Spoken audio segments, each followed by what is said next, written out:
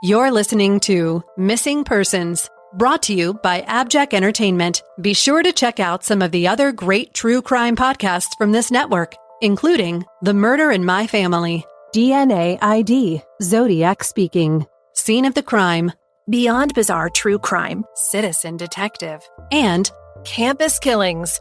All of these podcasts are available for you to binge on right now, wherever you listen to podcasts. Subscribe where you're listening to this podcast so you don't miss an episode. The views and opinions expressed by guests on this podcast do not necessarily represent those of the podcast, its creators, or sponsors. If you would like to discuss a missing persons case on this podcast, please be sure to visit missingpersonspodcast.net.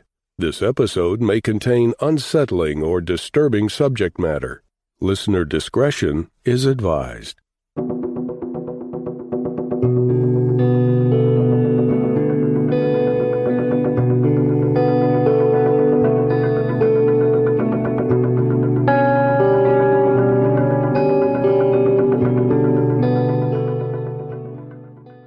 Welcome to Missing Persons, a podcast dedicated to spreading the word about people who have vanished under mysterious or unexplained circumstances and the family members who are looking for answers. I'm Jess Betancourt. And I'm Mike Morford. Together, we created this podcast to help give a voice to people who continue to search for their missing loved ones. In some cases, even after decades have gone by. In each episode, you'll hear from Jess giving listeners the backstory and the basic facts of the disappearance. Then Mike will speak with someone who's intimately connected to the missing person, and his guest will share their story with us. Please stay tuned at the conclusion of this episode to hear about our Patreon program and our commitment to help find people who have gone missing. We'll also share with you where you can find more information and how you can join our team and help our efforts. You'll get recommendations for other podcasts we think you'll enjoy and more. So sit back and enjoy this episode, and who knows, maybe you can help us find someone who's missing. Brenda Gail Christian was born on December 26, 1969 in Williamson, West Virginia. She had a large family with 6 siblings. Her family says that she was fun, feisty, a mischievous tomboy. Brenda attended Bramwell High School, but at 15 got pregnant with her boyfriend, Raymond Lambert, and had the couple's daughter, Krista Dawn. The couple got married, and their son, Ray Jr., was born soon thereafter. Brenda's sister, Christy Kennedy, who is our guest today, was only 14 when her older sister vanished. She told us that Brenda and Ray initially had a good thing going and were like second parents to her. Brenda reportedly loved being a mom and taking care of the kids, and she had a large support network around her with her sisters, mother, and cousins. In the summer of 1991, Brenda and Raymond were living in a home off Route 7, Windmill Hill Road, in Bluewell, West Virginia. The marriage was strained, and Raymond was staying with his parents at their large property on Coaldale Mountain. Brenda had filed a domestic violence complaint against Raymond on July 8th and applied for a restraining order against him.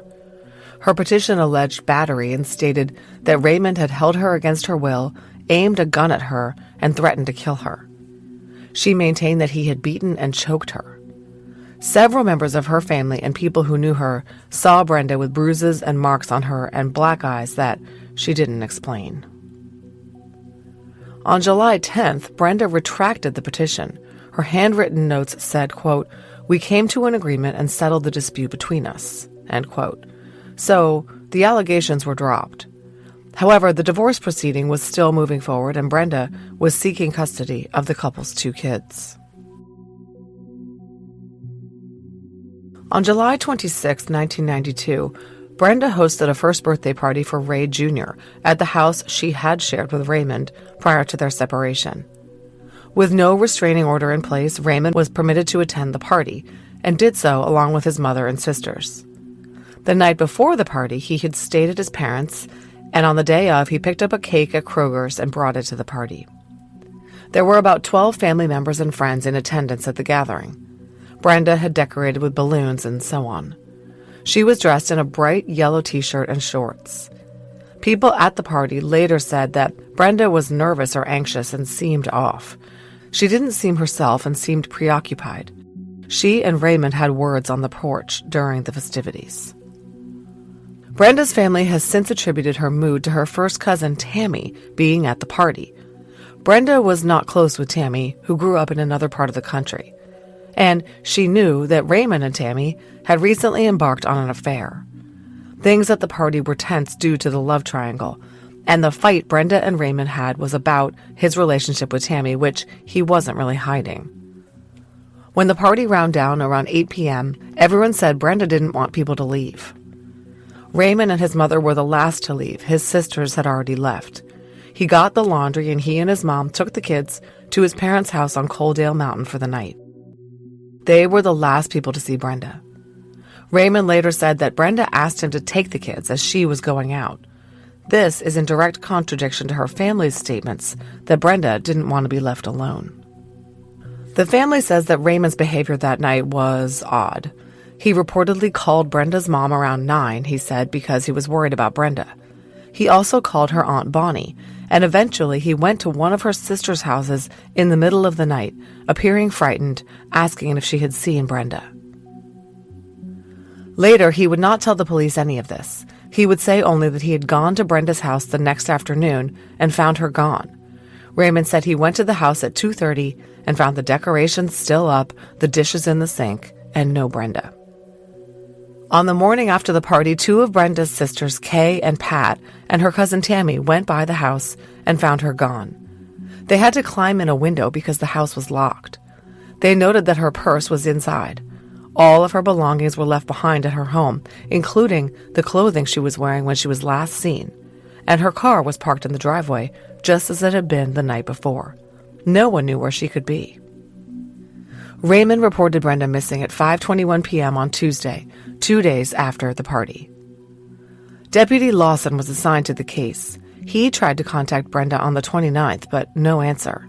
He searched the house and found the bedrooms a mess, Brenda's blue shorts from the party on the sink. He reportedly found a suitcase in the living room containing Brenda's clothing, shoes, and a toothpaste and toothbrush. Brenda has never been seen again. Her family insists that she would never leave her children. She had an appointment with her legal aid attorney scheduled for the 30th at 10 a.m. She needed to bring divorce papers that she had filled out to this meeting, but she never picked them up from her mom's. And Brenda had told people in her family that Raymond had said to her that he would kill her rather than let her take his kids from him. Police searched Brenda's home where Brenda's clothing that she was wearing that night was found and used luminol to search for evidence of blood, but found nothing. They searched the areas around the house as well. No one has ever been located who saw Brenda Lambert after the party that night, and no trace of her has been located. Raymond cooperated with the investigation and admitted to investigators that the couple had talked about divorce. He agreed to submit to a polygraph, which, according to Brenda's sister Christy, he failed. Brenda and Raymond's daughter was only 5 years old on the last night her mother was around. But when she was an older teenager, she confided in relatives that she recalled her father and grandfather were up all night that night, going in and out and traveling down the mountain. Where they were going and what they were doing is unknown. Cold Justice, which recently did a terrific episode on this case, which we highly recommend, interviewed another of Brenda's sisters, Kay Hazelwood Bailey. Kay was very close with Brenda and named her baby girl, born just 3 weeks later after her sister. Kay said that Brenda was determined to proceed with the divorce from Raymond and to make sure she got custody of their kids. Kay also said that Brenda told her Raymond had beaten and choked her, and she personally saw Brenda with a black eye and rings around her throat. On one occasion, Kay had to help Brenda escape from Raymond, driving her away as he screamed at her. It was a very bad, very violent situation, she said. Kay also witnessed a significant event 3 days before the party where Brenda vanished. Brenda and Raymond were arguing, and Brenda threatened to expose a crime that Raymond's family was involved in. What this was, Kay doesn't know, but the question is whether Raymond believed that Brenda would do it. After Brenda disappeared, Tammy and Raymond ended up marrying. Interviewed on Cold Justice, Tammy said that Raymond told her at the time that he wasn't going to let Brenda take his kids in his house. Tammy also said she ended up leaving Raymond because he was violent with her. On January 14, 1993, nearly 6 months after Brenda vanished, Mark Anthony Cook of Bramwell also disappeared. Mark was last seen leaving Pedro's bar at Airport Square in Brush Fork. In 1994, the Bluefield Daily Telegraph reported that Deputy Bailey of the Mercer County Sheriff's Department said, quote, "There may be a connection. We have evidence that the two were seen together at a time prior to the missing persons report," end quote. Rumors that Brenda and Mark's cases are connected have persisted since 1993. In 2003, a woman called in an anonymous tip saying that she had heard Brenda and Mark were both in a pond off Route 52. Police partially drained and searched the pond using a diver, Detective Mike Combs, to search the pond, but its heavy growth hindered that effort, and underwater cameras detected nothing of interest. Reportedly, one male suspect has failed a polygraph in Mark's case. His name hasn't been released, and he has not been charged due to lack of evidence. Brenda's family does not believe that the cases are related. Rumors that Brenda and Mark were involved are not true, they say. The two were well acquainted, went to the same school, and had friends in common. The family says that Mark had a crush on Brenda, but she loved Raymond. Like Brenda's, Mark's case remains unsolved. Brenda's parents have both died, but her 6 siblings are still anxious to find answers in her case. Her sister, Christy, has become the point person for the family and has even become a volunteer for the Doe Network. An age-progressed sketch of Brenda was released in 2006, and she is in NamUs. Her siblings have ensured that their DNA is in the missing persons databases to help identify Brenda if she's found. Christy has stated publicly that she believes her sister died a violent death. Raymond's parents' 200-acre property on Coaldale Mountain has never been searched for evidence relating to Brenda. There are rumors among the family that Raymond and his father were at a sawmill they owned on the night she vanished.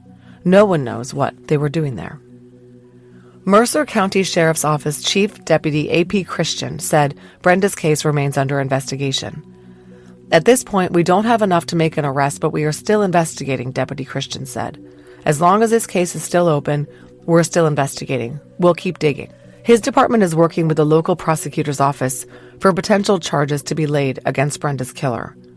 The prosecutor has indicated a willingness to consider the case and asked Brenda's family to have her declared legally dead, a prerequisite to the no-body murder charges the family hopes are forthcoming. Brenda Lambert is a Caucasian female. She has blue eyes and curly, shoulder-length black hair. She has a birthmark on the back of her leg and a 1-inch scar on her right wrist. Her ears are pierced. She has dark-colored freckles on her shoulders, and her tonsils have been removed. Deputy Christian asked anyone with information on the case to contact the sheriff's office at 304-487-8364. Mike Morford sat down with Brenda's sister Christy Kennedy to talk about her sister's case. That conversation is coming up after a word from our sponsors.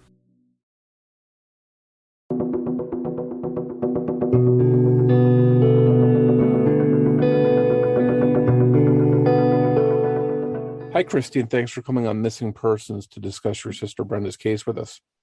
Thank you. It's good to have you here. Your sister's been missing now for over, 30 years. Yes. I can't imagine the frustration your family's had to endure without answers all that time. And she vanished on what was her son's first birthday. So I'm guessing, and maybe you can fill us in, if that's maybe hung over her son's head for all those years that he's been without his mom and she went missing on his birthday.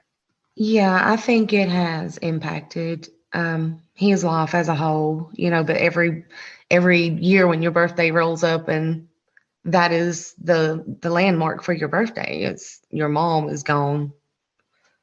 Yeah, that's gonna hurt every year.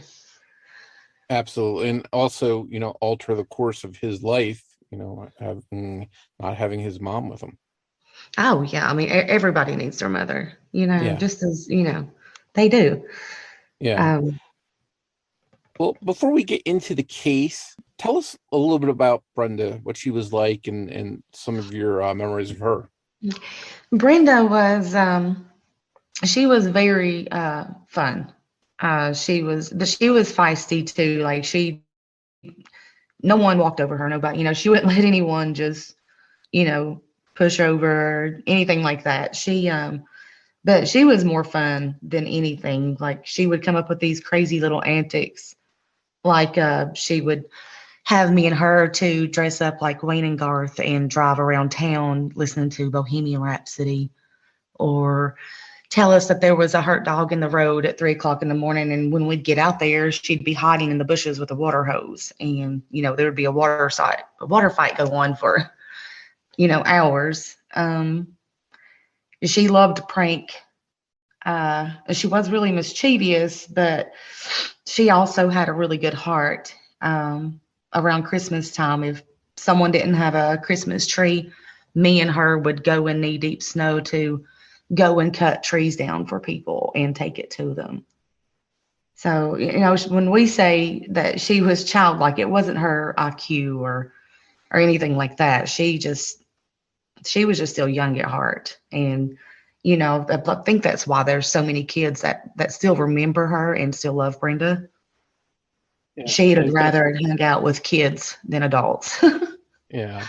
And it sounds like you have some really fond memories of her then. Oh, yeah. That's all I have of her is good memories. Were the two of you very close? Yes. She was kind of the middle child. So, there were 4 kids before her, and then there was her, and then there was 2 more. So the first 4 kind of got her early childhood, and then I kind of moved in with her, the last few years of her life. Okay. She was 8 when I came along. So, naturally I'm going to lose all that early time, but, we made up for it. Well, eventually she went on to get married, have a family. Tell me a little bit about that time when she's out on her own as an adult. From my eyes, I thought they had a pretty good marriage. I'd see, the sweet things that went on between them and how much they both loved their kids. And, she had her daughter first, and then 5 years later, her son came along. To me, in my eyes, my mom, she always had this thing, kids don't need to be an adult business. So that's kind of, I guess, why I was so shell shocked when things started going downhill for them. They would slow dance in the kitchen. They played Monopoly. They cooked together. And, they were both like a second mom and dad to me as well. So I don't know exactly how his kids actually felt, but I got a taste of that. And it's a pretty hard position to be in. So you from everything you could see, their life together was pretty good in your eyes and no problems. Yeah, but it's like I said, my whole family, and that came from my mom, is kids have no business in adult business. So most of the time when something was going on, I was not informed. So I can't say if there was everything going on behind my back, that, it just really wasn't in my business. I was a kid. But over the years, after Brenda's disappearance, I started discovering that, there had been a lot of infidelity and just, things that's really kind of normal. But when it leads up to someone being missing for almost 31 years, it kind of takes an unnormal stance. Yeah, you probably start looking for every little odd thing that you can find and point to and say, aha, that, jumps out. I think that's what we've all did. And, it's kind of racking your brain over and over again, just what am I missing here? Because I know this isn't going to be a hard thing to bust open, it's not, but it's just going to take that one thing. And that's kind of what we're hoping for. Sure. And so we know, again, you were shielded as a child. And I think a lot of adults try and, keep the adults' problems away from the kids because they've got to be busy being kids and not deal with adult problems. But I did appreciate that part of it. And I guess, no, as an adult, though, you can look back and say, okay, so there was, some things. We know the marriage wasn't perfect, no marriage is, but we know things had eroded to the point where Brenda was petitioning for divorce at the time. Is Yeah. that correct? Yes. And from what I know now, that started a few months prior to really the downfall of their marriage. Um, he had started having an affair, her husband, with our first cousin, Tammy. And I guess they had been keeping it behind Brenda's back, for a few months. And Brenda ended up figuring it out, and they all started going to the bars together. And because my aunts, they actually, worked in bars and ran them around here. So, Brenda and Raymond and, Tammy, and then my other sisters, they would all go together. And Brenda wasn't just going just to have fun or whatever. I believe more than anything, she was going to try to shield her marriage away from our cousin. Okay, so sort of to be there to keep eyes on the situation and Yeah, I believe see she what's was going on. trying. Yeah, I believe she was trying to put forth every effort to make it stop. Now, when she decided, okay, I've had enough, I want to petition for divorce, do you know what Raymond's reaction was? Was he sort of okay with it, or, let's do it? Or was he against the idea? What was his stance? Do you know that? Well, she ended up with the DVP taken out on him. And this was a little over 2 weeks before she disappeared. And that is because, in her DVP report, it states that he had choked her and kind of beat on her. Is this the same incident when it was reported that she had black eyes and marks on her throat? What my siblings have said is that had been happening a few times before the DVP.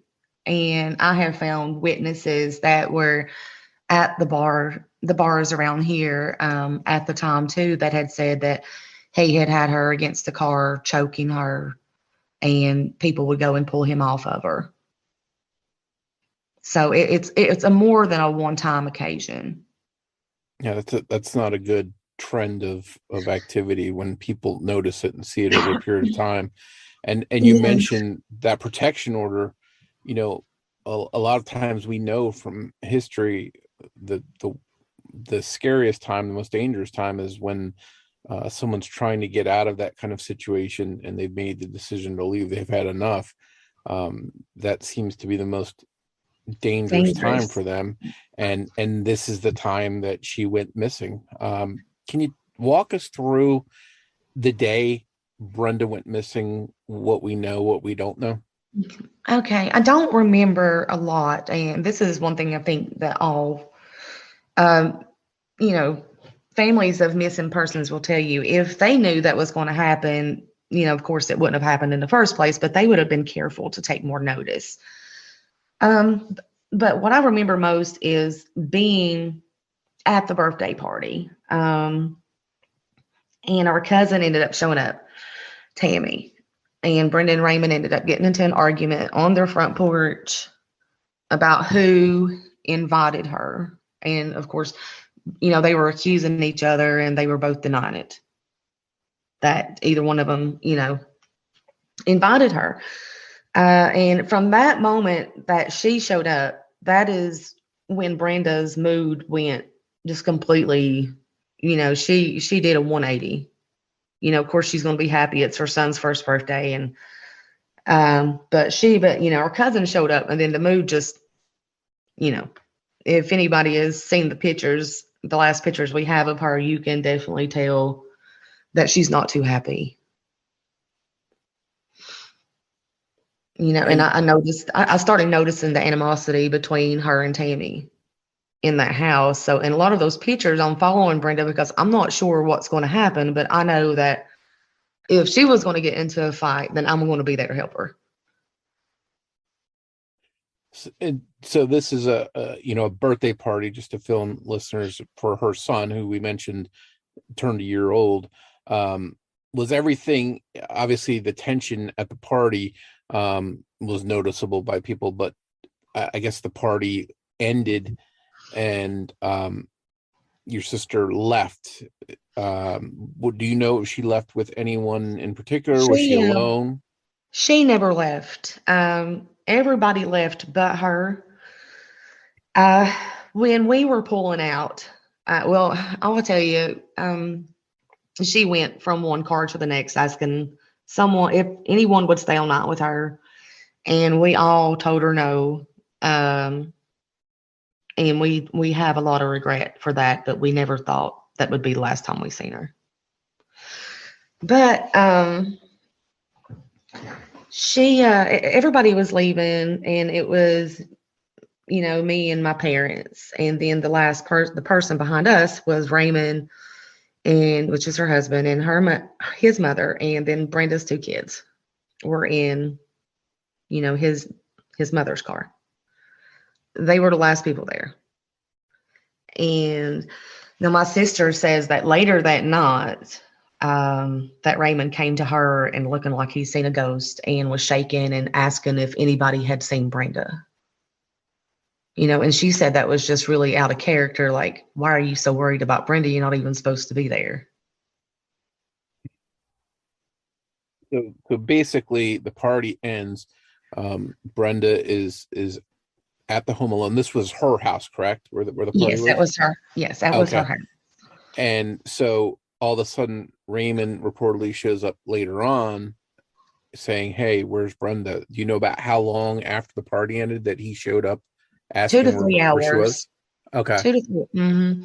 And see, when we left, Brenda had started, she used to like to take a fork and pop the balloons. So she had started popping balloons, and that's what she would do when she was cleaning up. So the one question too I wanted to ask you while you were saying it, you had mentioned that she had asked if anyone would stay with her. Was she in fear of something, or did she just want company? What do you think her reason for wanting someone there was? Brenda wasn't a fearful person. If she feared something, I wouldn't even tell you how she would react because I'd never seen her scared. I believe that anger kind of took over fear with her. Instead of being scared about something, she'd get mad about it. And now looking back, but she never showed she never showed me any fear. I mean, the other ones might know that in her, but I mean, it does now. It makes me look back and think, she was scared, to be alone, because why would she try to get someone to stay all night with her? I just thought she was in a bad mood and I was going home.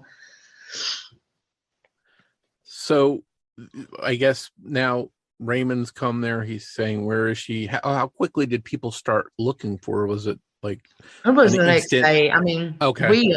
We immediately was alerted because knowing Brenda was family oriented and she was a big mommy's girl.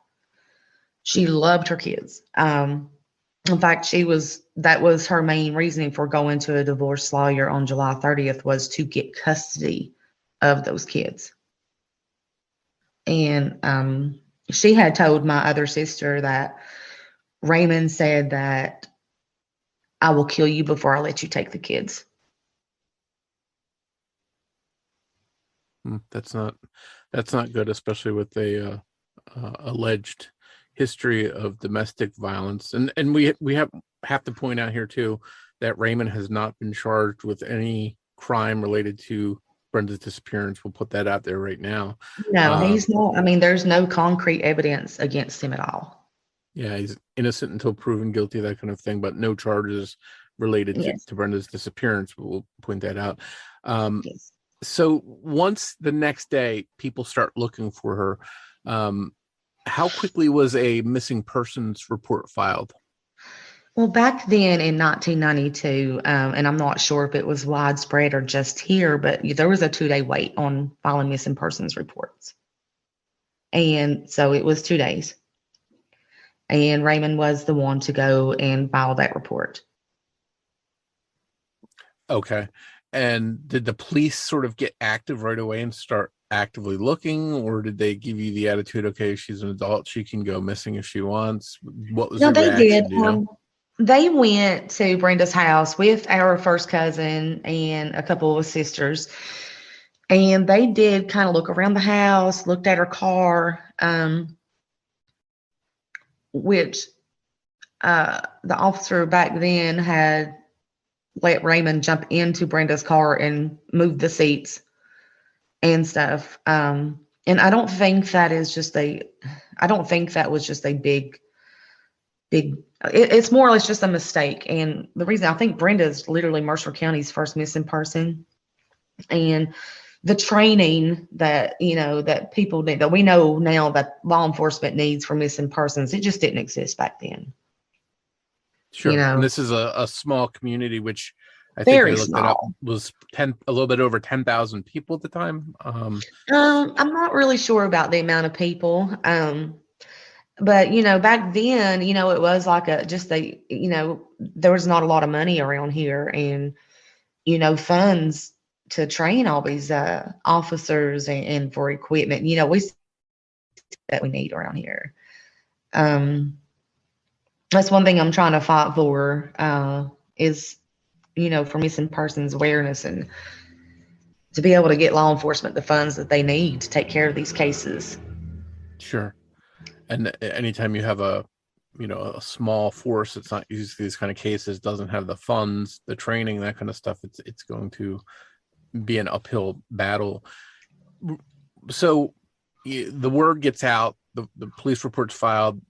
Are people like actively looking, making calls, driving around? What was the status on people looking for Brenda? Okay, yeah. Naturally, my older brothers and sisters and my mom and dad, they were all pretty active in it. I know the police, where I really wasn't allowed in it at the time. But they did do, they luminoled her house. No sign of nothing. My older brothers and sisters and my parents, they made a lot of phone calls. They went and searched different areas, like water areas. I know we did one search behind Brenda's house, all the way up, maybe a mile up the road, because people were saying they could smell something rotting. And we, and even though it would have been too soon, we still searched. So there was quite a bit put in, especially by the family, trying to find Brenda. My brother would travel from one state to the next and stake out houses that he would hear she might be at. There was calls made that said that they'd seen her, and that just wasn't true. It is, Brenda's file is like extremely thick, full of tips and leads, and really none of them's ever checked out. It's just the regular small town.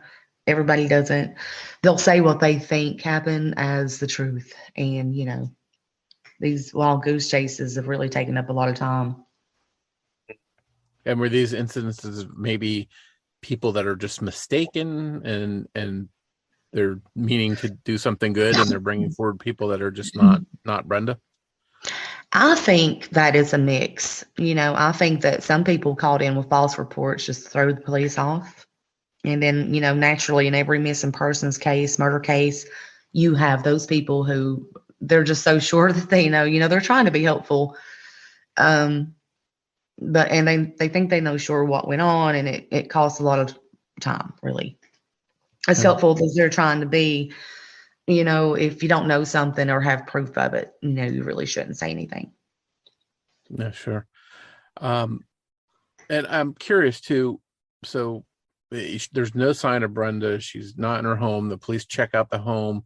I'm assuming they didn't find anything, signs of a struggle, anything that jumped out. Was there anything missing besides Brenda herself? Was there any of her belongings that weren't there? Absolutely nothing. Not even the clothes she was wearing when we last seen her. They were still there. Wow. So it's almost as if it was just Brenda herself that left. Yeah, like she just vanished. I mean, not a hair left. She just absolutely went poof. So if we can back up to the night she goes missing. So the party ends. She's there popping balloons.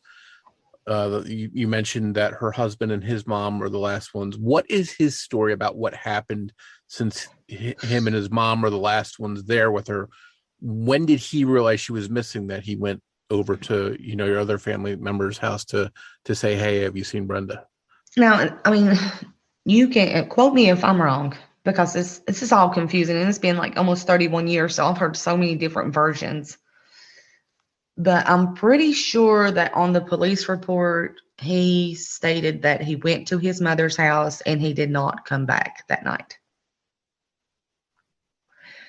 But my sister says he came down to her house, a couple hours later, and was scared and shaken and looked like he had seen a ghost, asking if she had seen Brenda. So how could he know she's missing if he didn't return home? That's exactly right. You see, it's just, it's clear cut. There's a conflicting story going on here. Now, obviously, the police in these kinds of cases, they always look at a spouse first and then look at the people closest to them. Did they talk to Raymond? Did they question him? Was he cooperative? What happened with that? Do you know? Yes, they did bring him in for an interview. They did polygraph him. He was cooperative the entire time. Was there any, did they release any information about his polygraph results? He did fail. Okay.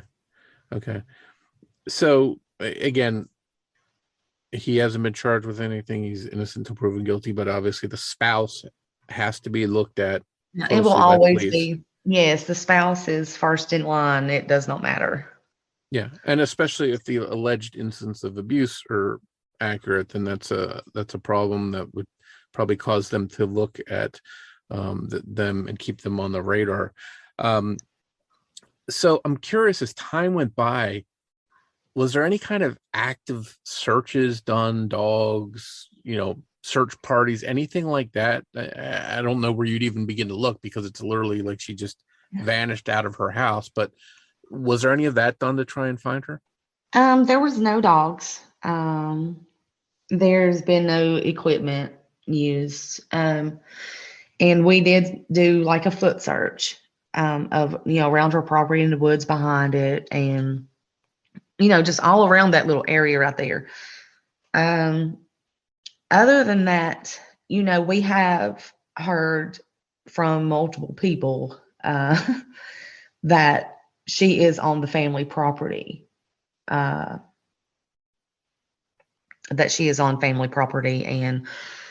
law enforcement has to obtain a search warrant to get on that property, and I guess use dogs or whatever they're going to use. Yeah. And that would, hopefully lead to something or rule something out if she's not on that property. But I guess that's one of the hurdles, is having to deal with having to have a search warrant and stuff. Well, that's something that we've known the entire time. And that is the one place that my mom and dad believed that she was. So when they died, they had bought burial plots,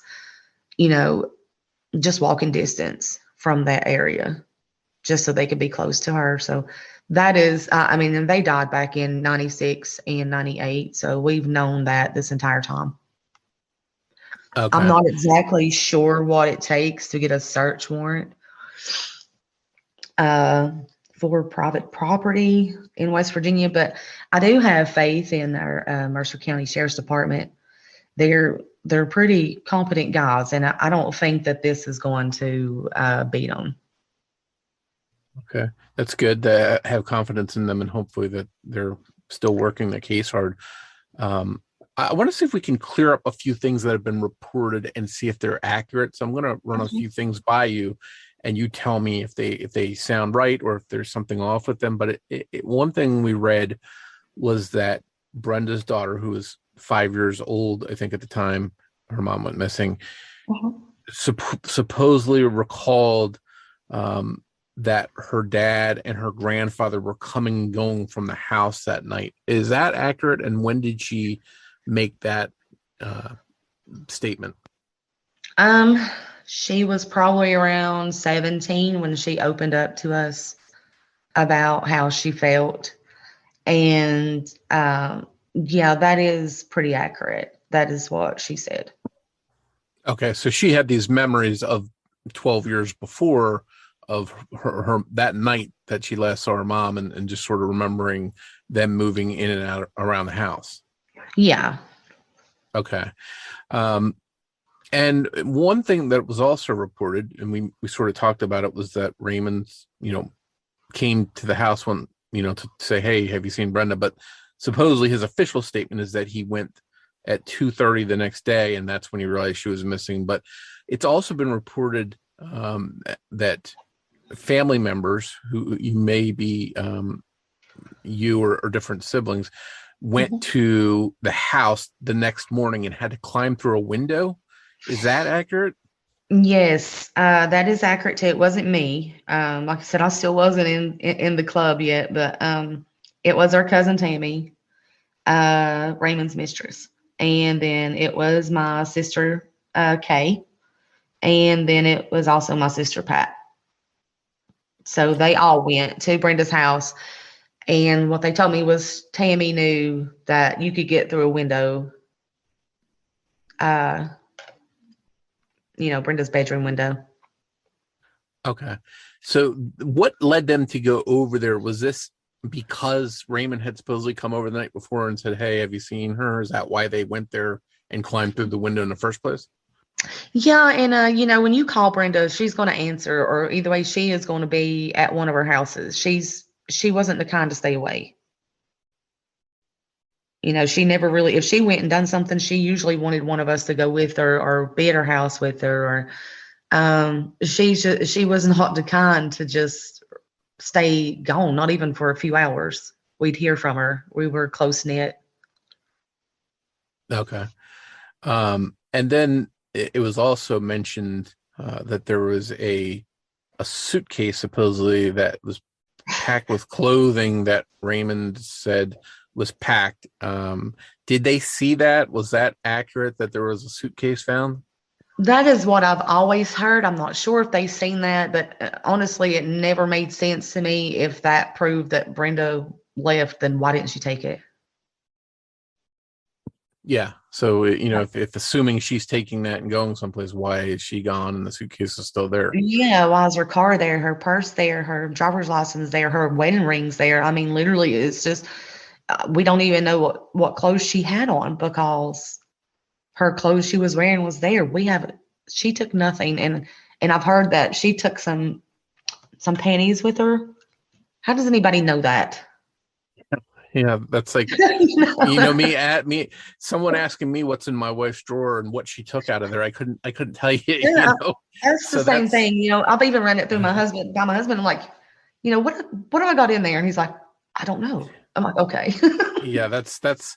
I think any normal man, if you ask them what's missing out of their wife's drawer, they're not going to know. So that's a little suspicious there. But I want to move forward a little bit, because I want to talk about this guy named Mark Cook. He's somebody that went missing 5 months after Brenda. The two were acquaintances from school. Now, it's been reported in some places that they were dating or they had some kind of relationship, but I've also seen that they were just friends and they knew each other from school. Can you clarify that? Yes, and it's been a ride for me to try to piece it all together over the years. I'm not quite sure where the boyfriend and girlfriend thing come from. I know there is some people around here that will still swear them down that they were secretly dating. I myself, I don't think so. As much as Brenda was going through, she still loved her husband, and she loved him a lot. But I had personally seen them exchange, little glances and stuff because he would work at Burger King through the drive-through, and you could just tell, when we went through there, he just had a thing, he had a crush on her.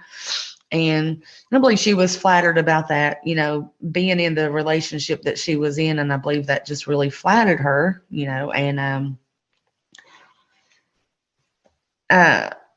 but as for an actual relationship, no, I don't believe that part of it. They were friends. They did know each other from school. They did go to the same bar, which is Pedro's. That's where he ended up disappearing from. To And me, for listeners, that's the important thing I was going to get at, was just that two people in this, relatively small area to go missing that knew each other 5 months apart. I think that's one of the things that really jumps out. yeah, I mean, and everybody has their different opinions on it. I'm just kind of right in the middle. I may lean more towards that there's a connection, but because it's just common sense, that they knew each other, they was around each other, and then both of them disappear within 5 months and 1 mile of each other. But I'm still right in the middle. I mean, I can be proved wrong about this, and I wish somebody would, one way or the other, prove something about this case, because it would help out so much. And I think even with Mark's family, I believe it would help them out so much to help them be able to find him and move on, get some type of closure for him. Now they both went missing again 5 months apart. He was alone, she was alone, different circumstances, not like they were together when they went missing. So that's important to point out. But I did also see that police felt their cases may be connected. Do you know why they think they may be connected? Is it simply because they did know each other in such a small town? Well, in 1994, which I was like 17, I was in 12th grade. So it was not me that done it. So many people think that, but Daryl Bailey, who he was, the chief of police in Mercer County, he had received evidence that the two were seen together prior to both of their disappearances. And from everything I can gather, it was a dance at the bar. But he said he would have to have proof that they're not connected before he would believe that they're not. And I guess I'm just kind of spawned after him. I spent so long talking to him.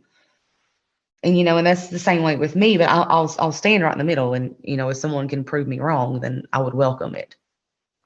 Yeah. And I think obviously police have to at least consider that the cases are connected, because they're, again, they did know each other in some way, and they were in such a small town and went missing so close together. So, I think it would be irresponsible for the police not to at least consider that. But I definitely believe that they consider it, and I believe that everybody is still just kind of in a toss-up of what I try to tell everybody. If any of us knew everything, then like I wouldn't even be sitting here talking to you right now, but this has been one of the most confusing, and I've looked it up in missing persons cases and got really involved in trying to figure it out.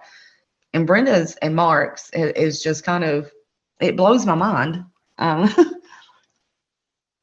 Being on the inside and still knowing everything that I do, I still cannot figure it out. So 30 years we mentioned has gone by. Over the years, a lot of times there'll be rumors, or you'll hear the same story or the same names popping up over and over. Is there any of that in this case, to where the same thing or the same person keeps popping up that you've heard that sort of has gone around the area? No, I mean, her husband just, he kind of takes, he's kind of taken the fall for all of it. Like I said, I don't have no proof of that, so I'm not going to just pin that on him. But in Mark's case, no, I don't have like a lot of what I would say was concrete, something that I'd probably write it down, but I wouldn't give it much thought. Because to me, it just seems, not unless you come with, you got to have some type of proof, even just a pinch of truth to what you're saying to get people to believe you. Anybody can walk up and say, yeah, I know that this person did this to him and this is what they did with him. And that doesn't mean that it's true. Sure. So going back to the search, the house was searched, there was no sign of any violence. You mentioned they used lumen, all that kind of stuff. Without any evidence pointing to what happened to Brenda, I know you've mentioned that you believe she died a violent death. Yes. What leads you to that conclusion? Is that just your gut feeling, or do you think It there's is. something? It's both. I know that if she was murdered, and it is like, co-justice and law enforcement have talked to me about, it would have been by strangulation and asphyxiation. And that is usually a painful and violent way to die. It causes, it causes so many things to happen to your body. It can even cause a heart attack. So, I know she's dead. And like I said, I don't have proof of how she died, but seeing as there was never any blood or any DNA ever found anywhere, I'm going to go with that's how it happened, because, naturally she was choked and beat on like that before she disappeared. Yeah, that's anytime there's domestic abuse and a history of it and continuing, especially as I mentioned, when someone's in the process of getting out of that relationship, that's when things can come to a head and be very dangerous. So I think that's something that has to be considered in this case. I do want to ask about one thing too that I had seen, and maybe you can clarify whether this is accurate and if you know anything else about this, but is it true that Brenda had threatened to expose some dark family secret of Raven's family, maybe a crime they had committed or something like that? That is what she said to him 3 days before she disappeared. And was there a witness that heard this or Yes. saw this interaction? Yes. And how did that play out? What was the conversation between them? Can you sort of reference that? From everything that, that I've got, the conversation just kind of died after she said that. Okay. Everything got died. So this is just someone, overhearing a conversation of, hey, I'm going to tell everyone what you did or what your family did, something along those lines. There was two people with Brenda when she said it. Okay. So definitely multiple people that heard this. Yes. And unfortunately, we just don't know what she was talking about. So what is the status now of Brenda's case 30 plus years later? Yeah, I know you mentioned that they do, you feel confident in the investigators. And is it true that the prosecutor are considering bringing charges in this case? Do you know what the status is with that? Well, he did ask me to go have Brenda's proclamation of death done last summer, and she was declared dead on September 13th, 2022. You have to have that before you prosecute a case. They are looking for more concrete evidence. I know that. They need people to step forward and give them something that they can actually put into use. I'm not sure a body would be absolutely wonderful. And then, I can finally lay her to rest with her mother and her dad. But like I said, I believe from what I know, they're hammering down. And I honestly believe that the technology and the training and, the guys that we do have up there, they're pretty smart. I don't think this can be pulled over them.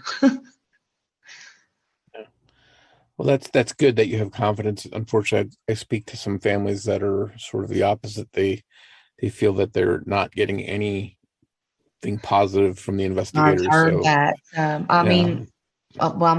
There has been issues and there's been questioning.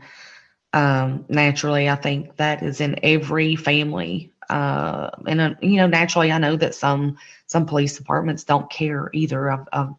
I've met quite a few people on this journey, and I feel really bad at the way that they are treated by law enforcement at times, even being treated more like the criminal than the families or the actual criminal. But it sounds like it's very, very complicated, but it actually isn't. I think the most confusing part would be, the connection between Brenda and Mark. Sure. And if their cases are connected, that's if you can find clues in one case, maybe that helps you with the other case, and then you can sort of work together. Yeah. Yeah. So obviously you're carrying on this journey to find out what happened. Officially Brenda's been declared dead. You believe she's dead, but you're just missing that final piece, her body and what happened to her. Yeah. And it comes down to legalities, really. Like, I know it wouldn't take much, and the Mercer County Sheriff's Department would wrap this up. They could get it done. But it really comes down to, like I said, some legalities that, our state has when it comes to being able to search properties and just different little things like that they actually need. Yeah. And you never know, because someone out there listening may have information, may have heard something, may have a tip that helps Brenda's case or Mark's case, and they're going to hear this and come forward and say, hey, 30 years ago I heard this or I heard that. You never know. Yes, so it's important to get the word out. Yeah, exactly. And we are considering a reward. We never did before because there was so much confusion already. And a lot of that confusion, it really hurt Brenda's case. And I think in a way we're kind of scared of that happening again because we're just so close.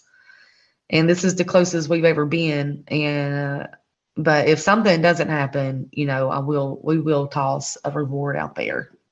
Sure.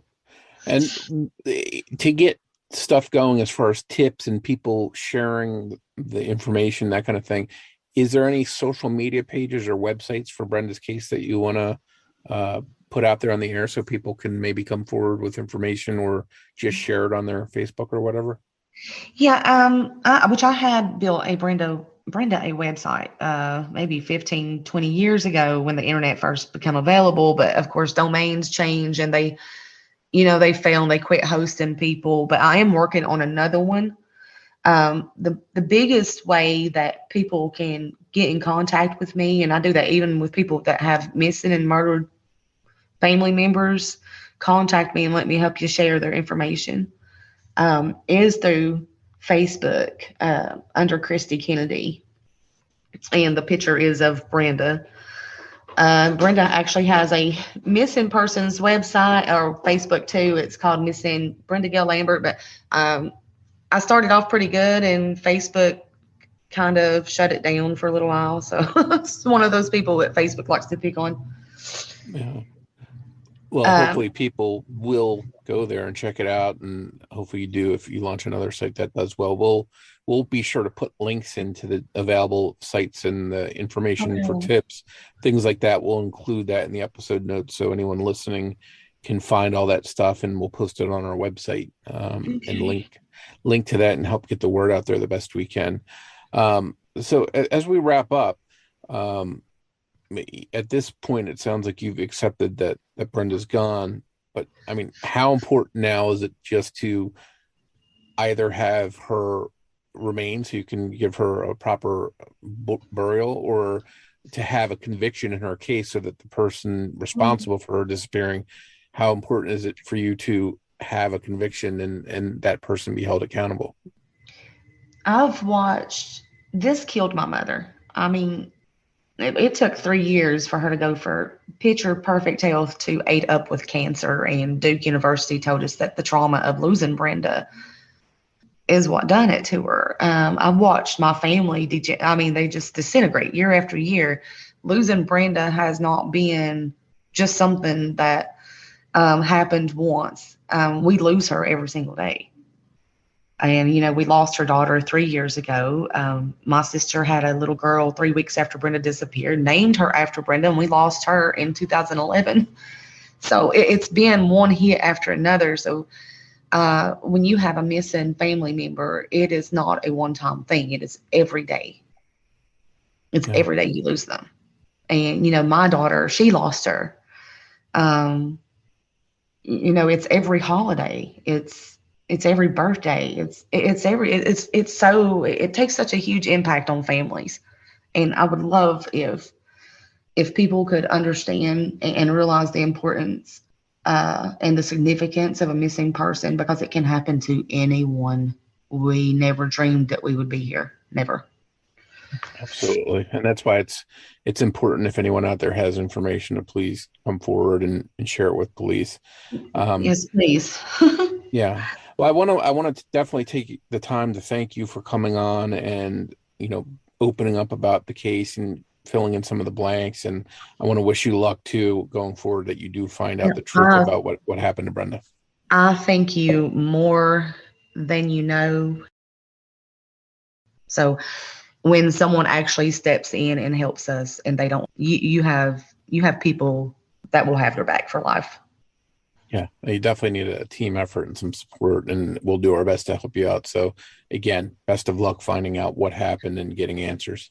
Thank you so much from all of us too. We hope you enjoyed this episode of Missing Persons.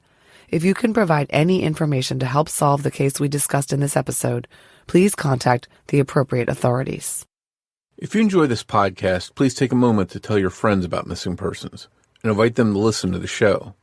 Word of mouth will help us grow and bring these cases to a larger audience. You can also help us by taking a moment to rate and review Missing Persons on the platform you're listening to us now on. We'd like to tell you a little bit about our Patreon program. If you visit patreon.com/missingpodcast, you can sign up to help this podcast through ongoing monthly support. As a thank you, we'll give you an on-air shout-out, a thank you card and sticker, plus you'll get early or ad-free access to episodes of the show and any bonus content. Your Patreon support also goes towards helping the missing, because every dollar that we earn through Patreon will be split with charlieproject.org, the wonderful website that's been sharing information about so many missing persons cases for years. We hope you'll consider supporting the show. Just a reminder that new episodes of Missing Persons air every other Saturday. If you want to find us on social media, we're on Facebook at facebook.com/missingpersonspod. We're also on Twitter with the handle @missing_pod. And of course, you can find us and contact us through our website, missingpersonspodcast.com. On behalf of Jess Betancourt, this is Mike Morford saying thanks, and we'll see you next time on Missing Persons.